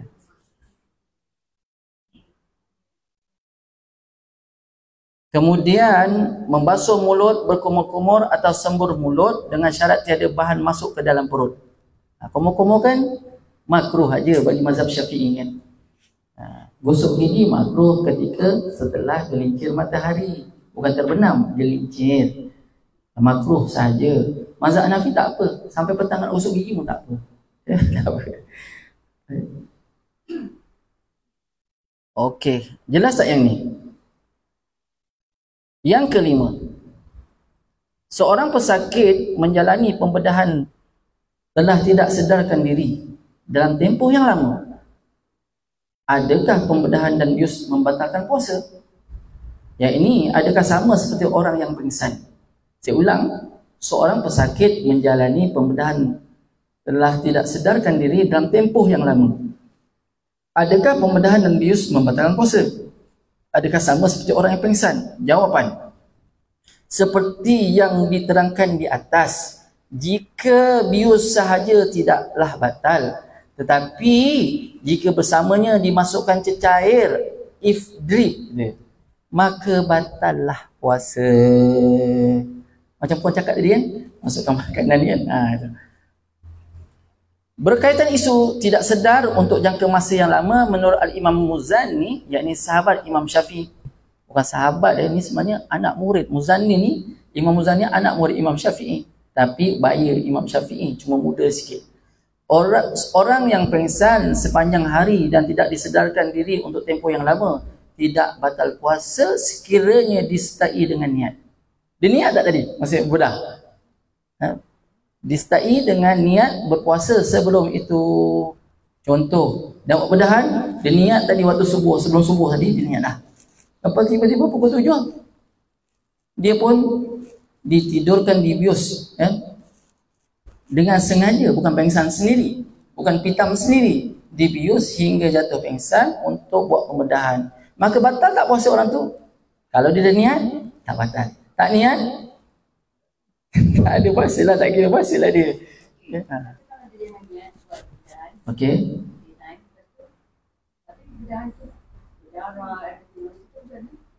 Seandainya dia tak kira pembedahan tu berdarah atau sebagainya, tinggal lagi ada tak ada unsur-unsur penambahan sesuatu yang boleh nambahkan tenaga. Kalau ada unsur itu, batal. Atau dimasukkan sesuatu cecair masuk dalam mulut, batal. Dia kira batal tu. Tetapi kalau selain daripada rongga-rongga yang terbuka yang disebutkan hukum syarak, maka tak batal. Okey. Ini yang terkini lah. Ini yang saya ambil daripada terkini lah. Macam mana? Kalau dulu-dulu asal masuk, tapi tengok keadaan dia. Asal nama pengsan, tak boleh. Dahulu lah asal. Kan sebab pengsan ni membatalkan puasa. Dia mesti yang akil, balik, berakal. Pengsan tu berakal. Walaupun sementara, tapi biasa pengsan yang lama. Kalau pengsan sekejap, dia masih lagi boleh. Ada ke pengsan sekejap? Ada. Orang pitam sekejap? Ada. Begitu. Sebab bila kita hitam pengsan, kalau kita tak ingat. Ya. Maka hilang syarat. Hilang syarat itu. Tapi sekarang dikaji balik, diperbaiki balik, maka begitu. Lebih halus sebenarnya. Bila dikaji balik, makin mendalam kita, banyak lagi ilmu yang kita tak tahu. Okay. Rupanya dari segi perubatan, walaupun dia ulama fiqh, dia belum tentu tahu, faham tentang perubatan. Alim macam mana pun tentang perubatan, dia akan tanya ilmu perubatan tu, macam mana kes ni, ada tak menyalahi hukum dan hukum syarak. Kalau ada, macam mana cara pesannya, macam mana nak buat, macam mana. Barulah ambil istimbat. Macam PKP yang baru-baru ni, penyakit virus. Dulu ada ke penyakit virus macam ni? Kita boleh simpulkan seperti ta'un dan sebagainya. Itu aja. Tetapi lebih detail pula masuk sesuatu. Vaksin ni, vaksin tambah tenaga ke apa macam mana? Adakah batal ke tidak puasa kita kalau kita letak vaksin? Tak batal. Kan hukum terkini tu lebih detail sebab siap mufti tidak akan keluarkan fatwa selagi mana tidak dengar pakar dari bidang ini. Barulah nak jatuhkan hukum kat sini. Begitu tahu dulu selok-belok perjalanan kesihatan, barulah boleh dijatuhkan hukum. Begitulah, kita tak boleh sewenang-wenangnya. Senang aja dia saat buat. Itu bagi kita. Ulama dia tak akan hampir sehabis detail. Sehingga kan kuat, kan ada sembahyang.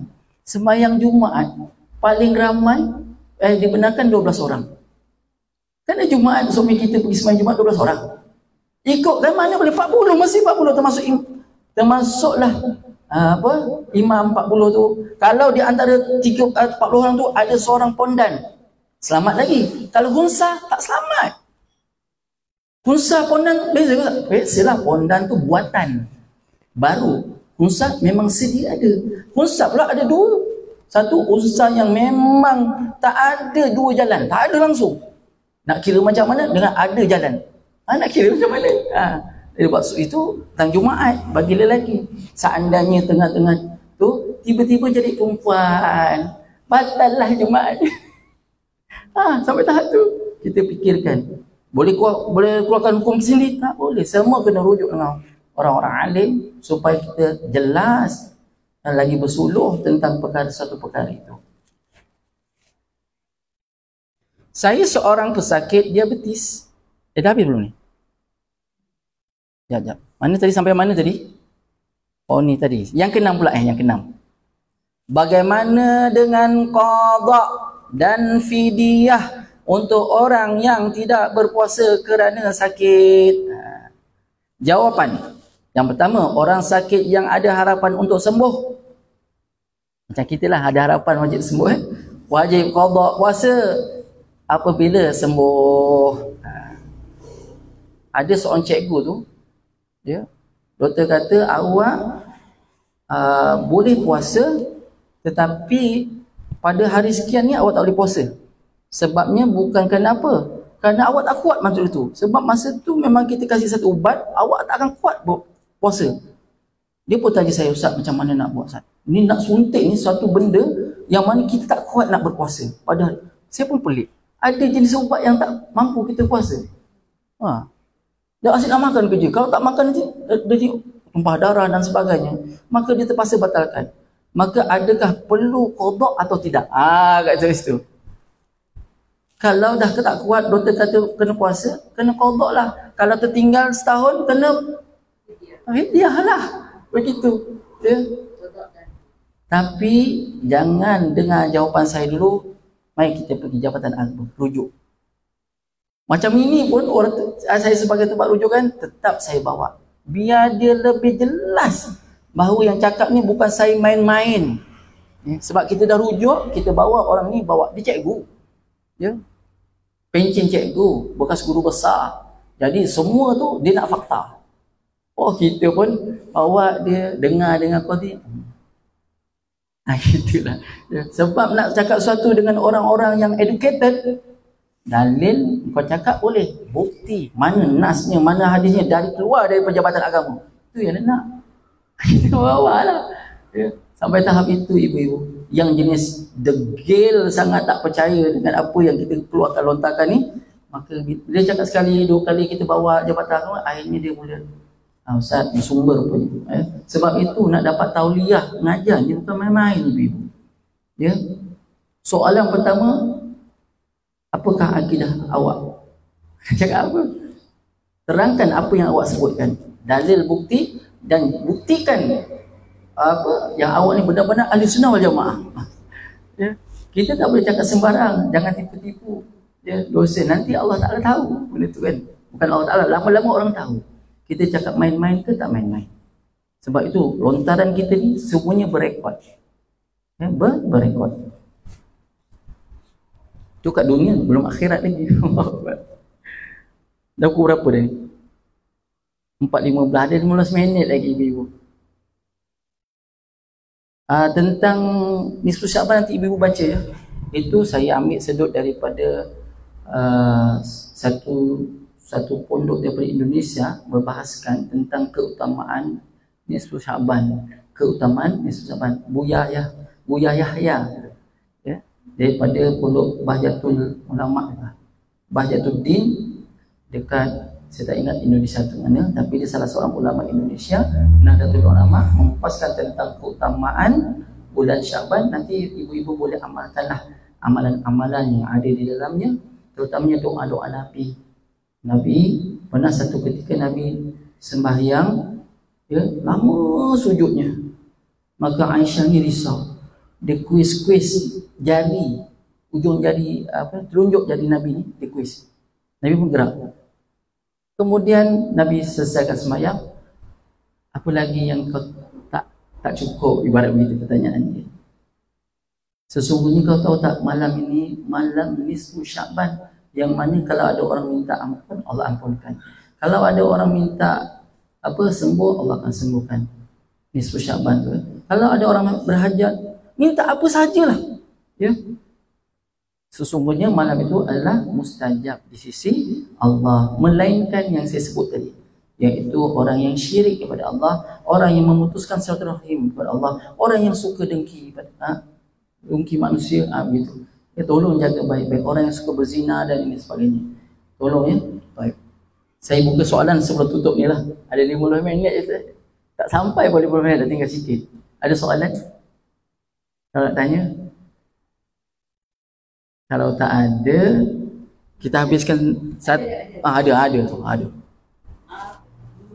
Apa untuk menahan kentut dalam puasa? Menahan dalam solat. Oh. Menahan kentut. Kan saya pernah dengar dia macam ada cara dia kalau kita nak tu dia tak okey. Baik. Saya selalu batalkan. Jadi nak semayang. Okey. Ketika seorang itu menahan kentut pada awalnya, contoh awal-awal sembahyang kan, dia tahan kentut, Allahu Akbar. Biasanya tahan kentut tu boleh sampai tahap mana? Nak tanya. Kalau sehingga boleh tahap dia mengawal khusyuk dia, silakan. Dia boleh baca habis, okey. Tapi seandainya baru rakaat pertama tu dah mula boleh menyebabkan dia tak khusyuk, dan satu lagi, khusyuk tu bukan syarat. Sembayang, sahnya sembayang bukan khusyuk. Ni, tahan kentut ni. Hukum ketika itu makruh. Ya. Tapi kalau melampau sangat, batalkanlah. Sebab tidak berdosa ketika membatalkan. Ya. Tak sewenang-wenangnya untuk membatalkan solat. Baru nak sikit je, dah batal. Tak boleh. Tahan dulu. Yang berikutnya, ketika rakaat yang keempat. Kita dah tengok hujung je. Tengok hujung je. Jangan kentut. Tahan sekejap lagi. Habiskan. Walaupun sampai wa asyhadu anna Muhammadar Rasulullah, Allahumma salli ala Muhammad, Assalamualaikum warahmatullahi wabarakatuh. Terus. Tak apa. Ketika itu tahanlah. Sampai tahap kan. Tapi perbuatan itu tetap jatuh makruh. Yang datang haram, ada datang haram? Ada. Dah tahu dah tak tahan sangat ni, tak tahan sangat ni, kena takbir. Allah. Haram perbuatan. Yang ada sekadar, okey. Ya, baik lepaskan dulu, qada hajat dulu, barulah ibu-ibu sempurnakan sembahyang. Ada kadarnya haram, ada harus, ada memang kena tahan dulu sebelum bisa ni. Kalau tak boleh juga, lepaskanlah dengan gembiranya. Begitu. Ya, baik. Jadi yang tentang marhalah tadi itu. Baik. Marhalah apa tu? Musafir. 81. Ya, 81 kita dah boleh jamak takdim dan takhir atau qasar kan. Ya, 81. Makin pilih dia. Kita je. Ni dekat Perlis 80 ke bawah tak boleh lagi. Dekat Melaka suka je 86 km. Selangor 81. 80 boleh, kita 81. Beza fatwa ni bab zakat sama. Zakat fitrah sama. RM7, RM7.5, RM8 sama. Kita bab itu pun tak bersatu kita punya jabatan agama ni. Hai, sepening lah Ustaz macam ni. Pergi polis. Ni ada orang tanya, Ustaz, nak bayar zakat ni kat mana? Saya cari kerja kat contoh KL. Boleh tak saya bayar zakat dekat Johor? Syarat bayar zakat di mana awak kerja, di situ awak kena bayar. Saya tak peduli, saya nak bayar ke sini. Boleh, tapi tidak afdal. Berdosa tak? Tak bos. Lepas zakat ke? Tapi bukan tanda orang bijak. Orang yang tidak menepati hukum syarak. Begitu. Ya, tidak menepati hukum syarak. Bab makan gitu juga ibu-ibu. Kan kita selalu suka makan. Syarak dalam kadar kita makan sehari tu macam mana? Belajar tak bab tu? Satu hari tu berapa kadarkah yang perlu kita makan sebagai orang Islam?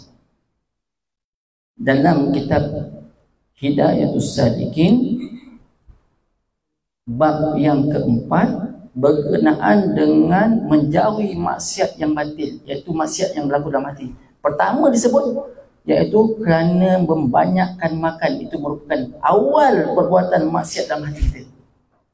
Maka di kadar kat situ ditulis iaitu peringkat pertama siddiqin, martabat siddiqin. Apa maksud martabat siddiqin? Iaitu apa yang Allah halalkan dihalalkan, apa yang Allah haramkan diharamkan. Apa Allah tegak, dia tegak. Gitu. Itu dipanggil siddiqin. Kalau hukum Allah gini, ginilah. Tak ada A to B, tak ada khilaf-khilaf, tak ada. Ini. Gitu. Orang ini, dia makan sekadarnya, hanya makan sedikit, boleh menguatkan amal ibadah. Contoh kalau makan segenggam tu, boleh ibadah seharian, dia hanya makan segenggam tu. Sehari semalam. Minum gitu juga. Kalau minumnya secawan gini, boleh sekadar sehari semalam, silakan. Macam Nabi. Nabi kan sahur dengan tambahan air masak. Buka nanti tak. Itulah makanan dia. Tambah dengan air masak. Tambah dengan air masak. Boleh kita? Tak boleh. Cendol 3 gilin. Kita. Air berbalang-balang kat rumah. Tak berbalang pun berjak-jak. Tak berbak pun, tak berjak-jak pun bercawan-cawan. Itu kita. Jadi syarak yang sedikit ni title standard Nabi. Pertama. Tak mampu kita. Yang kedua, iaitu kamu makan setengah mud sehari semalam. Yang saya sebut setengah mud apa? 382 gram. Banyak tak setengah? Ini berapa ni? Ini air kita berapa? 500 air. Ini 500 ml. Kurang daripada 500 ni. 382. Itulah makan, itulah minum sehari semalam. Ini biasanya dibuat oleh Sayyidina Umar radhiyallahu anhu serta beberapa jemaah sahabat yang mampu. Dan yang paling tidak habis-habis ni, 1 mud sehari semalam, 785 gram. Tak sampai sekilo makan.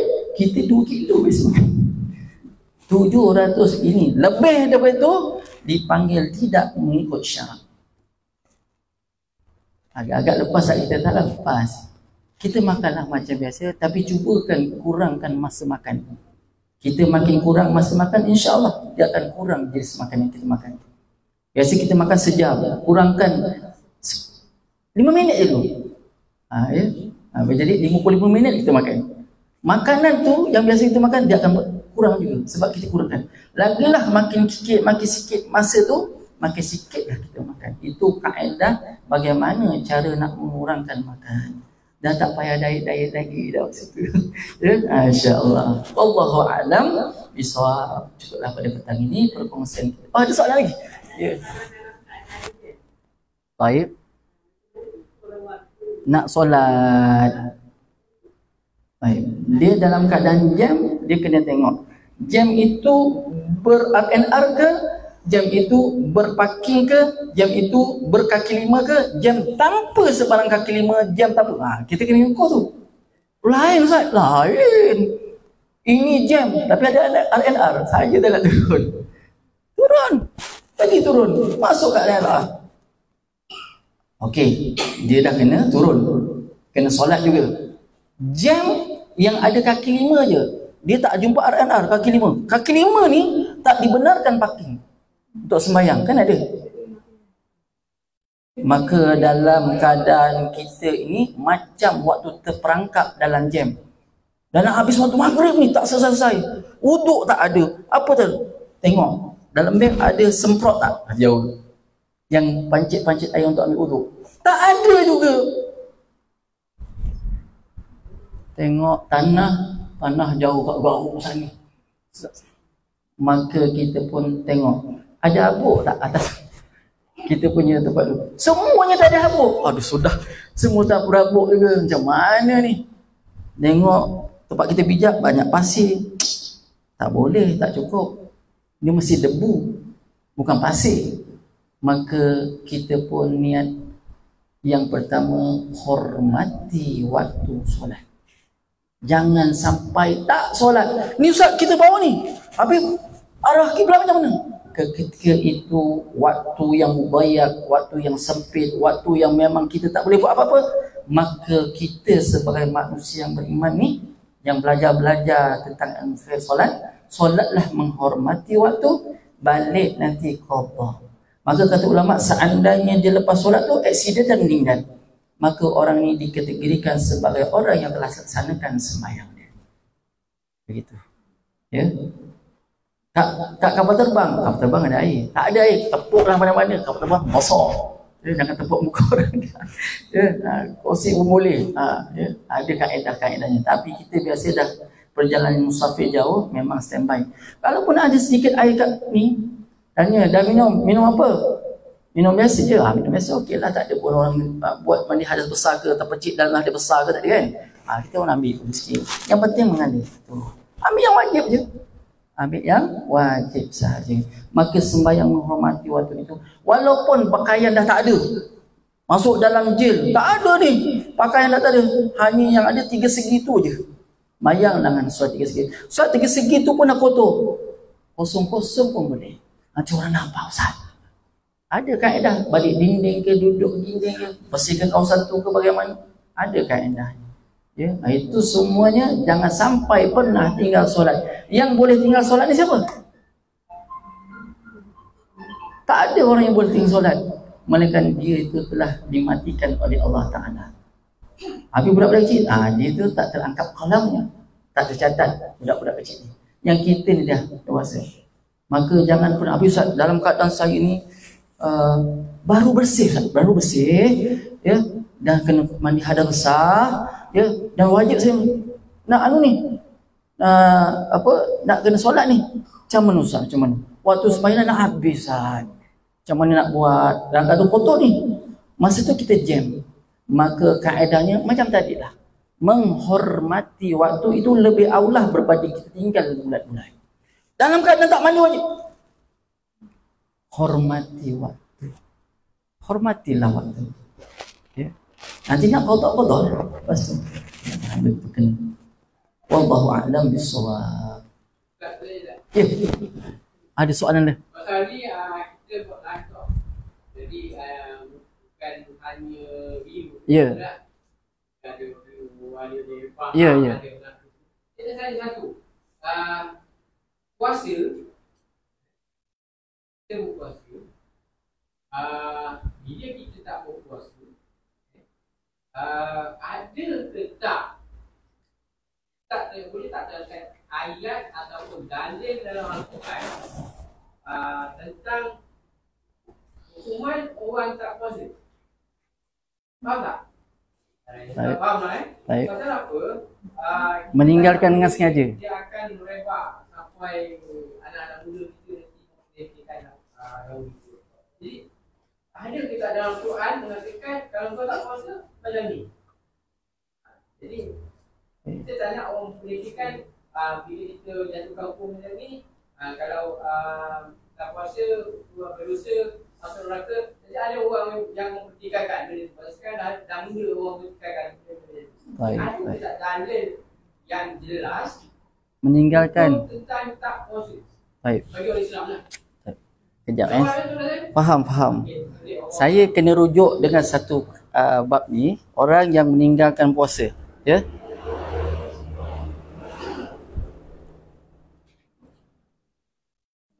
Yeah.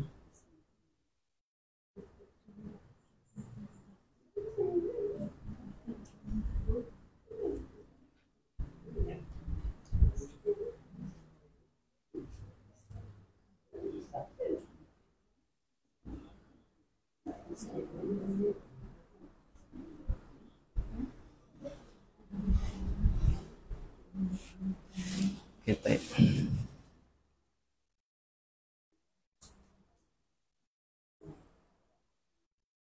Baik, saya ambil fatwa meninggalkan puasa dengan sengaja, ya, daripada Dr. Zulkifli Muhammad Al-Bakri. Apakah hukum meninggalkan puasa dengan sengaja? Baik.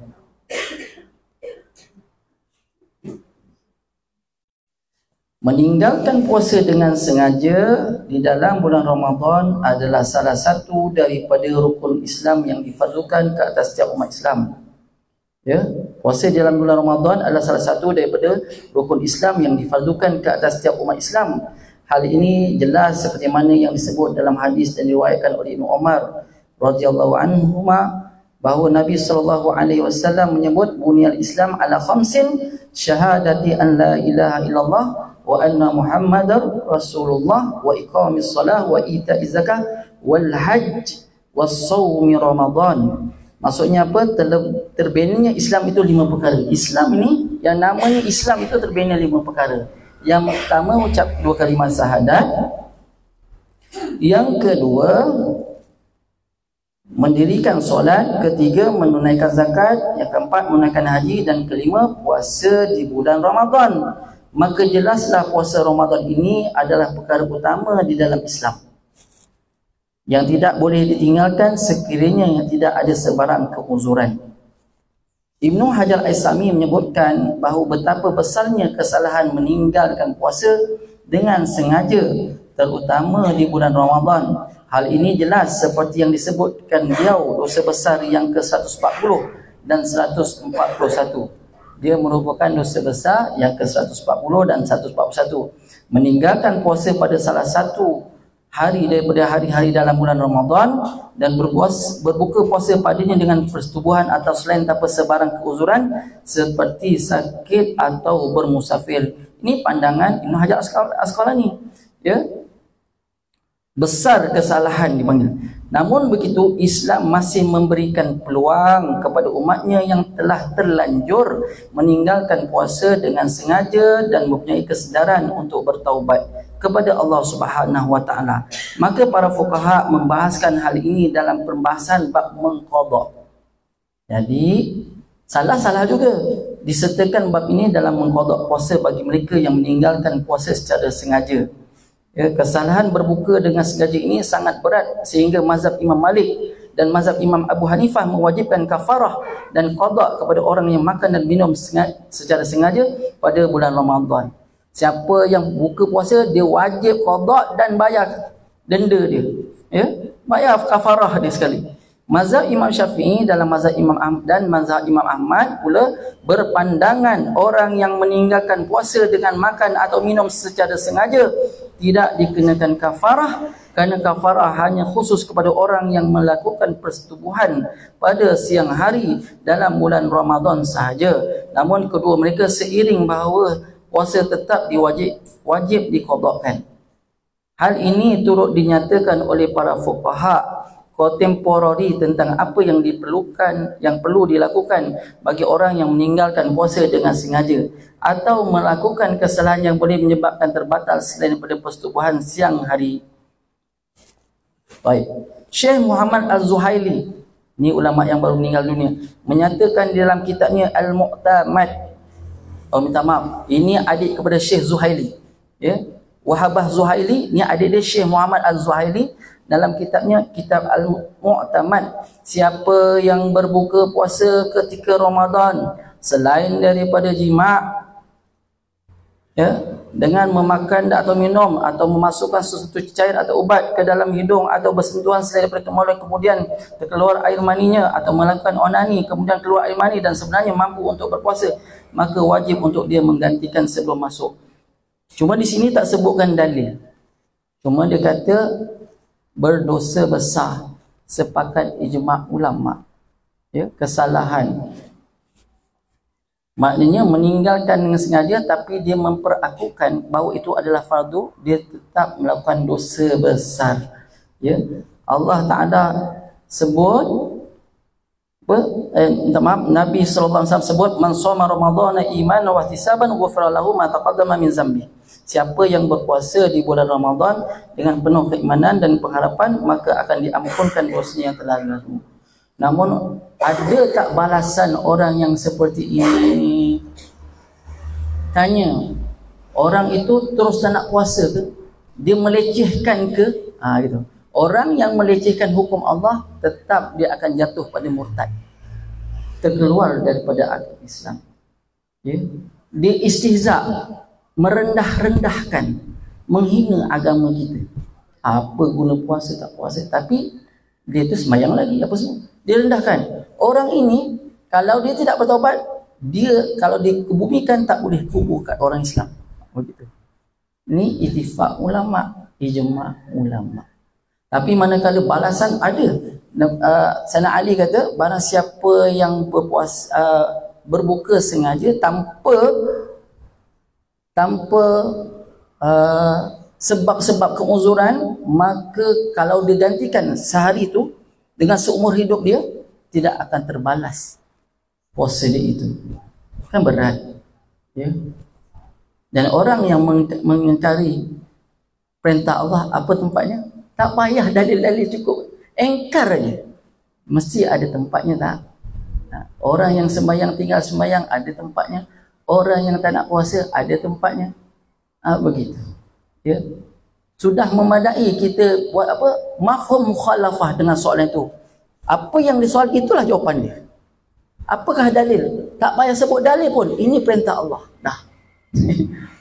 Begitu. Ya. Sudah memadai, tapi orang hari ini selagi tak jumpa dalil, InsyaAllah saya akan cuba dapatkan dalil yang perfect dengan masa yang panjang sedikit. Sekarang waktu ujung-ujung. Kalau nak tanya tadi awal-awal, insyaAllah. Ya. Kalau dalam nak panggil budak muda di rumah tak ada kan? Ya. So mungkin dalam khutbah kan? Dah ada dah. Dipanggil panduan menyambut Ramadan dipanggil. Panduan menyambut Ramadan, apakah yang perlu? Puasa, tapi mana kalau ada benda isu macam yang semua-semua dia orang ambil remeh-remeh kan? Ya. Memang betul tak boleh kan? Cuma hari ini orang puasa tapi tak nak solat.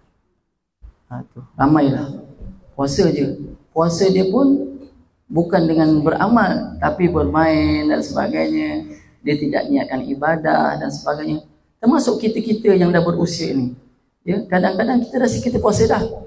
Tapi hati kita berkata-kata. Mulut dah tak kata dah. Hati ni pemain. Tahun ni tak dapat pula nasib Allah. Mengeluh je. Ni bahaya ni. Kan? Dah puasa berpuluh tahun.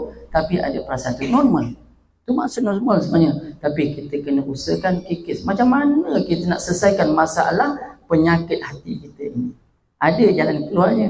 Tapi makan masa lah, kita kena belajar pelan-pelan. Kikis sikit-sikit. Tak akan dapat sehari semalam belajar terus dapat tak. Dia perlukan ada training dan juga kena ada postmortemnya. Kita ni kalau tak postmortem, tak tahu tahap kita punya puasa. Semayang itu, apa semayang tadi menyebabkan aku lupa? Kita kena postmortem. Kenapa hari ini aku tak boleh zikir? Kenapa hari ini aku tak boleh tahajud? Kenapa? Kena ada postmortem tu. Kenapa itu? Yang itu kita kena pakai masa yang panjang. Wallahu a'lam bissawab. Itu sekadar yang saya kongsikan apa yang tersebut dalam apa jawapan yang ada pada Dr. Zulkifli tadi. Wallahu a'lam. Baik. Cukuplah pada petang ini, ya, mudah-mudahan boleh manfaat dunia akhirat. Mohon maaf terkasar bahasa menyinggung perasaan ibu-ibu, kakak-kakak, adik-adik. Ya, mudah-mudahan pertemuan kita ini mendapat petunjuk, rahmat dan ilmu yang kita dapat ini boleh manfaat dunia akhirat kita, menyebabkan kita masuk syurga tanpa hisab dan azab. Amin ya rabbal alamin.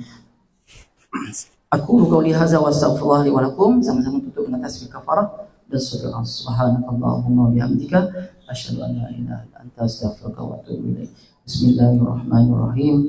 Wal 'asr innal insana lafi khusr illa allazina amanu wa 'amilus shalihat wa tawassaw bil haqq wa tawassaw bis sabr. Shadaqallahul 'azim wa billahi taufiq wal hidayah. Wassalamu alaikum warahmatullahi wabarakatuh. Wallahu a'lam bissawab. Maaf semuanya.